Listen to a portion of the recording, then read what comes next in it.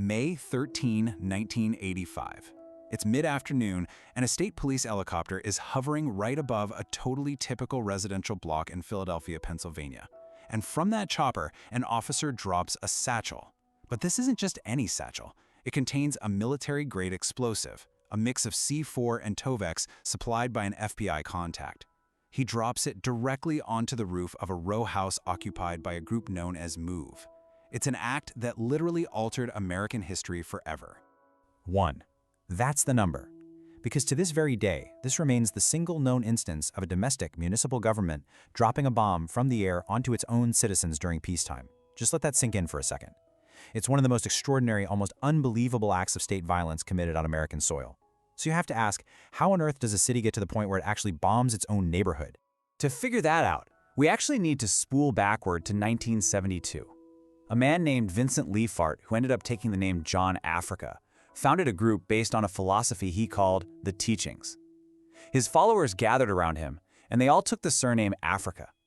This was a complete, top-to-bottom rejection of conventional society.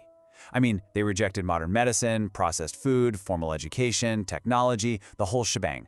They basically viewed American institutions as fundamentally diseased. But here's where the friction starts, right? You have two completely colliding worlds trying to share Osage Avenue. On one side, John Africa's teachings meant communal living, keeping animals inside the home, and composting food waste right out in the yard. But on the other side, you've got exhausted, working-class neighbors who were just trying to live their normal lives. Instead, they're enduring loudspeakers, blaring denunciations of the police, the courts, and schools at literally all hours of the day and night. The friction was agonizing. These neighbors repeatedly pleaded with the city to step in. They were desperate for relief from the noise, the intense smells, and just the constant daily confrontation. Well, this friction, it inevitably escalated. In 1978, a shootout at MOVE's previous headquarters in Powelton Village left a police officer, James Ramp, dead. 9 MOVE members were convicted of his murder. And that right there created a permanent, obsessive enmity between the group and the Philadelphia Police Department. It was a scar that didn't heal. Fast forward a bit to 1983. Mayor Wilson Goode is elected, and he's promising a much more humane approach to governance. But by 1985, that promise collides head-on with what becomes the Osage Avenue standoff. So, by the early 80s, MOVE had relocated to a deeply fortified row house at 621 Osage Avenue. We're talking timbers and wire mesh covering the windows, reinforced interior walls, and they even built a wooden bunker right onto the roof. It was like a fortress. Mayor Goode was trapped in this impossible dilemma. He's facing intense political pressure from working-class families pleading for relief, but he's also terrified of escalating a confrontation with a group whose last major run-in with police ended in a deadly shootout. And on the morning of May 13th, the standoff finally broke. Police evacuate the surrounding blocks, and they get on a bullhorn to announce arrest warrants for 4 members. When they're ignored, the police unleash a massive arsenal. I mean, thousands of rounds of ammunition are just poured into the house. They deploy water cannons trying to knock down that rooftop bunker, and they even place dynamite charges to blow holes in the walls so they can insert tear gas. By the afternoon, the walls literally looked like sieves, just absolutely riddled with bullet holes. Yet, the MOVE members inside still did not surrender. Extremely frustrated, police commanders and state police technicians make a fateful choice. They decide to drop that C-4 and Tovex explosive onto the roof to destroy the bunker. The blast absolutely tears through the wood, and it instantly ignites accumulated fuel and combustibles up there. A fire erupts. What happens next? It's hard to even process. It was later described by the official investigation commission as, quote, the most baffling decision of the entire day and simply unconscionable. Police Commissioner Gregory Sambor inexplicably orders the fully equipped firefighters, who, mind you, have been on the scene for hours with their hoses already connected to hydrants, to stand down. He literally decides to let the fire burn, thinking the smoke and heat will just safely force the MOVE members out. But that is not what happened. The unchecked blaze progressed with horrifying speed. Flames jumped from the MOVE roof right onto the adjacent wood-shingled homes. And those fully equipped firefighters? They remained entirely on standby, doing absolutely nothing to stop it. Ultimately, the inferno swallowed 61 homes across Osage Avenue and Pine Street.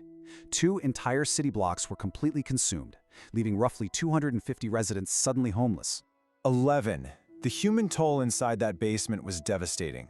11 people died as they retreated downward while the building quite literally burned over them. This included Move founder John Africa, 4 other adults, and 5 children, kids between the ages of 7 and 13. Out of everyone inside, only 2 people, an adult woman named Ramona Africa and a 13-year-old boy named Birdie Africa, narrowly escaped through a back alley as the flames finally forced them out. The official commission later concluded that the operation was reckless and that the deaths of those children were clear violations of their constitutional right to life. Yet, incredibly, not a single city official or police officer ever faced criminal charges. Actually, scratch that, someone did face charges. Ramona Africa, the sole surviving adult. She was prosecuted and convicted of riot and conspiracy, and she served 7 years in prison. The city, meanwhile, quietly paid out tens of millions of dollars in civil settlements. And if you thought the tragedy ended there, it didn't. Adding a staggering layer of institutional irony to the whole thing, the city spent millions trying to rebuild the destroyed neighborhood. But the contractors botched the construction so completely that years later, the brand new homes had to be entirely condemned and replaced all over again. And just when this story seemed completely settled into history, a genuinely macabre postscript emerged in 2021. For decades, the remains of the deceased Move children had been kept in cardboard boxes by anthropologists at Penn and Princeton. Without ever returning them to the grieving families, without anyone even knowing, these remains were actually being used as teaching aids for an online forensic anthropology course. Just an unbelievable betrayal of trust. If you stand on Osage Avenue today, it's a quiet block of rebuilt row houses with young trees. The occupancy remains unsettled, mostly because of that long history of failed reconstructions and lawsuits. But a few blocks away, there's a small mural on a wall. It simply lists the names of the Move dead, including those 5 children. And at the very bottom, in small, haunting letters, it marks May 13th, 1985, with these exact words: the date the city dropped a bomb on a house full of people and let the fire burn. How does a city or a nation ever truly rebuild from ashes like that?